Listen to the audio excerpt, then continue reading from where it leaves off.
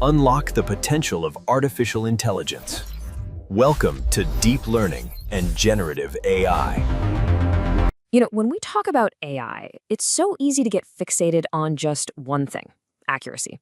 But what happens when that simple number hides a whole world of complexity? Today, we're going to move way beyond that.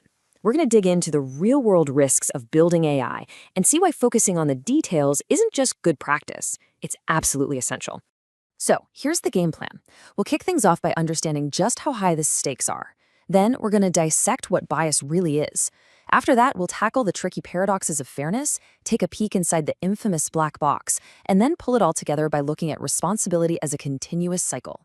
And finally, we'll arm you with a toolkit so you can be a much sharper critic of any AI system you come across. All right, first things first. We need to set the stage here, because it's really important to get why paying obsessive attention to all the little details isn't just some academic thing. No, it's a flat-out requirement for building systems that have to work in the real world. This slide right here, it really captures the core challenge. They call it the socio-technical imperative. Just look at how the algorithm is that tiny piece right in the middle. It's surrounded by how we frame the problem, how we collect the data, all of it. The thing is, AI systems are now the gatekeepers for stuff like healthcare and getting a loan. And in these high-stakes schemes, one small technical error, a single detail you might have missed, can cause real harm to real people. I mean, just look at predictive policing. A model gets trained on old arrest data, but what if that data was already biased to begin with? Well, the model just learns that bias. It predicts more crime in neighborhoods that were already over-policed. That leads to more patrols, which, surprise, leads to more arrests, and the cycle just feeds itself.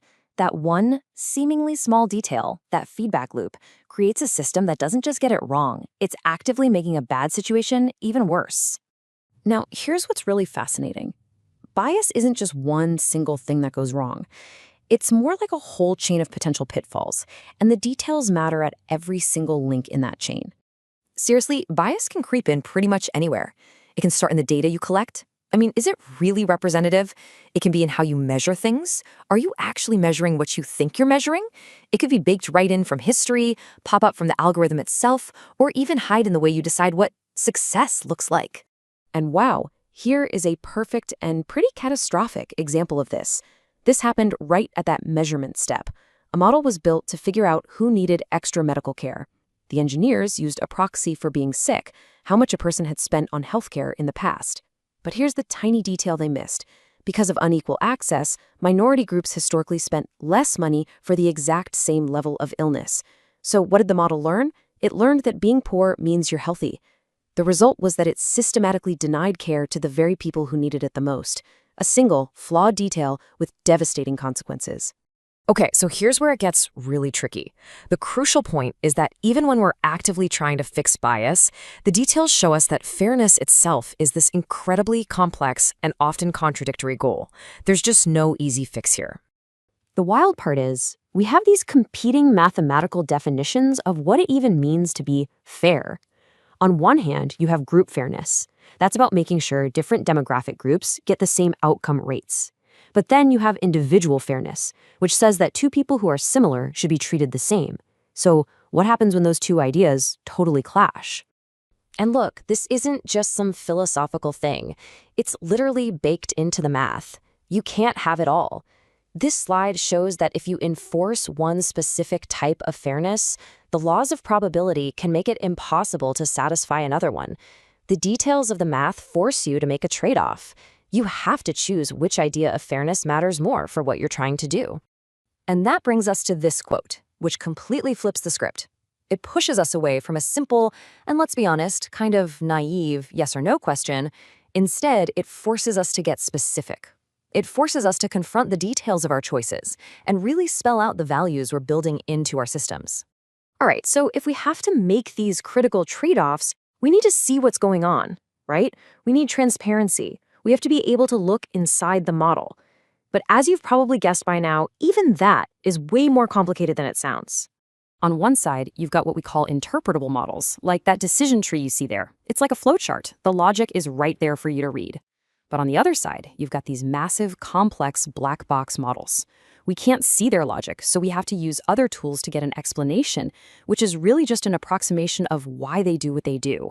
And this is so important. We can't just blindly trust these explanations. There's this thing called the faithfulness gap. It means the reason a tool says a model made a decision might not be the real reason at all.